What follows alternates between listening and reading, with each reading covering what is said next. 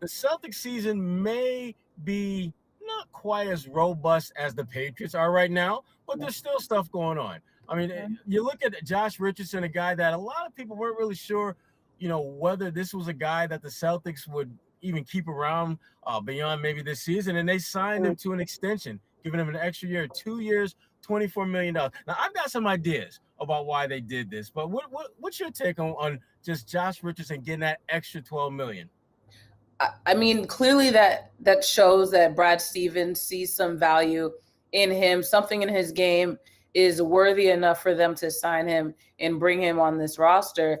But I am curious as to what your perspective is, because a lot of people were shocked about that move, because it definitely was one that could have flown under the radar if the Patriots news that were, had blown up. Because I remember looking at my Twitter feed and saying, wait, what?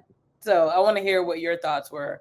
And why do you think actually Brad decided I think there's a couple reasons. I think, first of all, he is a good player, and Brad Stevens understands, and Ime Udoka understands that if you're going to have a chance to win in this league, you're going to have guys. You need to have guys who can compete and have a very solid skill set. But to me, what's more important, or for the Celtics, is that this gives them the kind of flexibility that flies below the radar. Because right now, if let's say Josh comes here, things aren't really looking all that great. If you trade him, you will have a difficult time getting anything of value because he'll be in the last of his deal. But giving him that extra year, he's a much more attractive potential trade chip if you decide to move on from him. And for Josh, with a lot of uncertainty about how things are going to play out in Boston, having that extra year of security, knowing that at the end of the season, you still got a 8-figure check coming your way. So if you're Josh Richardson, it makes a lot of sense. If you're the Celtics, it shows that you're committed to him beyond just this calendar year, but beyond that. And if things don't work out, he's still someone that has value in the eyes of other teams, because remember, the salary cap is going to steadily go up. And if you got a player that's making $12 million now, a year or two from now, that probably looks more like $10 million in 2020, 2021 terms. So there's a lot of reasons why I think this makes a lot of sense. And shout out to Brad Stevens for playing chess while everyone is looking at him wondering, when is the checker game going to begin? This was a very, very low-key, stealth, intelligent move by Brad Stevens to make that type of deal with a guy like Josh Richardson. Because, again, I think the Celtics right now, what they're doing is to me, they are having the best of all worlds. They're putting together a team where guys are going to come in with a chip on their shoulder. Guys are going to come in and compete, but they're giving themselves the ability to move on from those guys and include them in deals. If, let's say, I don't know, Bradley Beal says he wants to come to Boston, you now have enough chips in play where you could put something together from a financial standpoint that doesn't involve Tatum, doesn't involve Brown, doesn't involve Marcus Smart, and actually have something that might generate some interest. So again, shout out to Brad Stevens for stepping his game up. Brad Stevens, and we'll talk a little bit more about Brad Stevens, the coach, versus Brad Stevens, the GM. But I do like the Josh Richardson signing. And the other one that they got out there, Time Lord. 4 years, $48 million, Kwani. Is he worth it or not?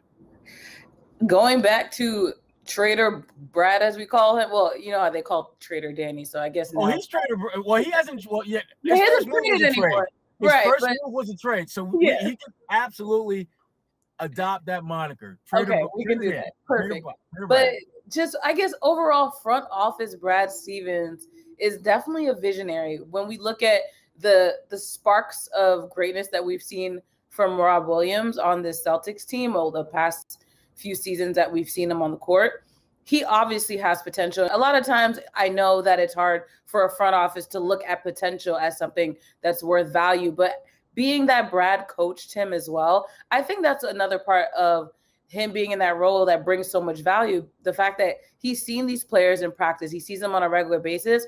We get to see them, you'll go to practice and see them in sparks as well. But for him to see players on a regular basis as a coach and now be in that front office, him being able to put money on Rob Williams says a lot, because from what he's seen, despite injuries, he still thinks Robert Williams is worth playing on this team as well. And I'm at this point, the moves that Brad has made are clearly ones that he is setting up not only for this team now, but for the future. And if he thinks Rob Williams should be here for 4 years, then, or, at least valued at that high of a number, then that clearly is something I think Celtics fans should be willing to take to the bank at this point. I was shocked that they did this deal. And I'm going to tell you why. Not because Rob's not worth it. Yeah. But because I felt Rob was going to play a little bit more hardball and think that he's worth more. Because this is a guy that shoots 72% when he's healthy from the field. I mean, that's the key word, when he's healthy. So yes, he may be shooting at a high level, but he hasn't shown enough consistency for another team to be willing to pick him up at least a bigger market like Boston to pick him up. He could go to Sacramento. He could go to Orlando. But for Boston to keep him at that level, I think that's why he shouldn't be that picky in that way. Why is Kwani throwing low shade at Sacramento and Orlando? They just have to pick smaller markets, okay? No, they're not. Kwani, I'm not gonna say no shade. It's clearly shade. Sacramento is trash. All right. Okay. Orlando's not bad, but here's the thing about Rob Williams that surprised me. I was surprised that Rob did 4 years. Yes. Because here's the thing about Rob Williams III. When he is engaged and healthy, even in 25 to 30 minutes, he's a major impact player. And when you look around the NBA, I was hearing that Rob was looking for something in the Clint Capella money range. So you're talking like 17, 18, 19 million a year.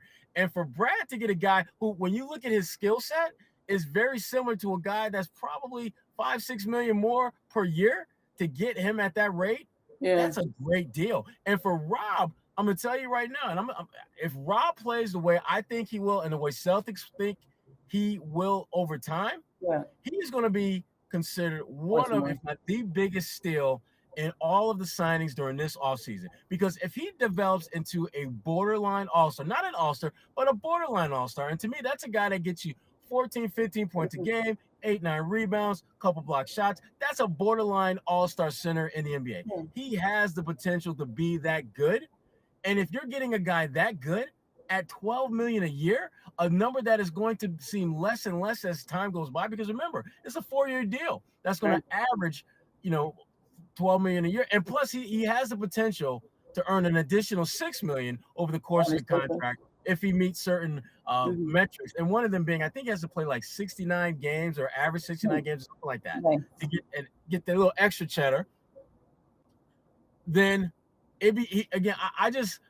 I'm surprised they got the deal done, because I didn't think the Celtics could get him at this price. This, to me, feels very much like a Danny Ainge deal, because Danny is the king of, look, this is what your value is.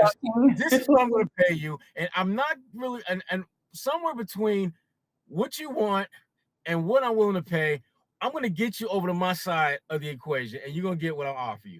And so I was a little surprised that they were able to get him at that rate. I figured Rob would get at least $15 million a year. Because to be honest, with his upside and potential, even with his injury-riddled history, I still thought that was a guy that you're probably looking to get the deal done around $15 million. But for him to take $12 million a year guaranteed and another $6 million he can get in incentives, it speaks to their ability to get deals done. And I mean, if we're being honest and real, Rob is thinking probably like a lot of us, yo, that's a lot of money. I know it's not 18 million and it may not be 15 million, but 12 million is not something to sneeze about. That's real money. That's money that if you don't play a single minute, you got 48 million in the bank.